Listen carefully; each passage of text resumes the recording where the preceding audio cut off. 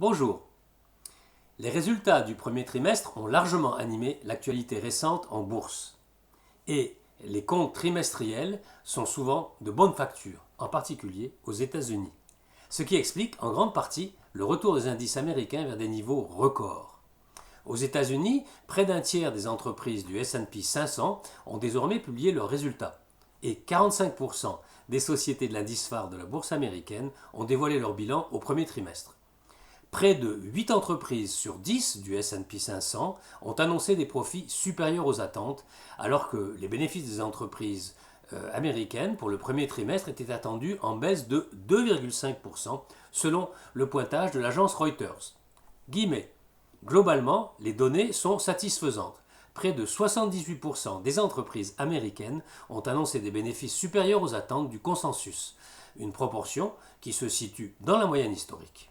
Cela n'est pas réellement une surprise car les estimations des analystes avaient été nettement revues à la baisse au cours des derniers mois.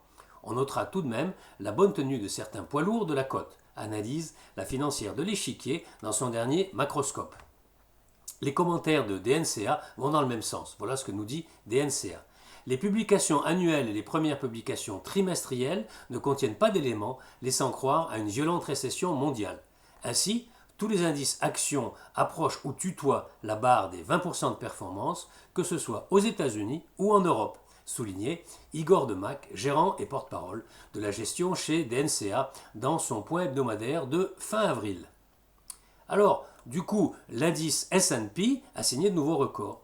Et Ritu Vohora, directeur des investissements chez M&G Investments, a calculé que, depuis le début du marché haussier, il y a un peu plus de 10 ans, eh bien, le S&P a délivré un rendement total de 436%, notamment grâce à l'énorme soutien de la Banque centrale américaine. Je l'ai déjà souvent évoqué dans diverses vidéos. Les bonnes surprises sur les résultats couvrent à peu près tous les secteurs, y compris les financières, qui ont fait mieux que prévu malgré des marchés financiers assez difficiles, comme par exemple dans le cas de Morgan Stanley, de JP Morgan ou de BlackRock. Mais c'est le secteur de la technologie qui s'est vraiment illustré. Porté par la croissance très dynamique de ses offres cloud, Microsoft a dévoilé un bénéfice net de 8,8 milliards de dollars en hausse de 19%.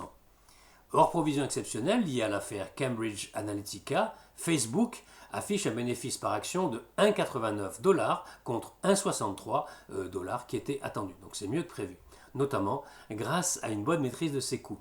Quant à Amazon, eh bien son BPA, le BPA d'Amazon, a atteint 7,09 dollars alors que le consensus attendait 4,72. Alors là, il y a vraiment un progrès bien plus important que prévu. Dans les autres secteurs, notamment dans la distribution, dans la consommation, Coca-Cola a publié un chiffre d'affaires en nette hausse, dopé par la demande dans la région EMEA, c'est-à-dire l'Europe, le Moyen-Orient et l'Afrique, et par la dynamique de l'activité d'embouteillage. Procter & Gamble a délivré un message positif sur la demande chinoise et, tiré par le moteur de croissance qu'est sa division beauté, a publié un bénéfice par action bien supérieur aux estimations, là aussi dans ce cas-là, 1,12 dollars contre 1,03 attendu. Enfin, Caterpillar a annoncé des résultats légèrement meilleurs qu'attendus, tirés notamment par une augmentation du volume des ventes. Alors, pour la suite, eh bien, ces chiffres sont certes encourageants, mais ces chiffres encourageants ne suffiront pas, probablement pas, pour faire perdurer la hausse des actions américaines. Il faudra davantage de bonnes nouvelles à surveiller. Guillemets, on remarque en tout cas que les valorisations sont revenues sur leur plus haut des années 2017 et 2018 et que les résultats d'entreprise satisfaisants ne suffisent plus à entraîner les marchés beaucoup plus haut. Du moins tant que les données macroéconomiques ne se redressent pas de manière visible, commente aussi la financière de l'échiquier. Alors, je vous souhaite de bons trades, peut-être américains, et vous dis à bientôt pour de nouvelles news du chalet.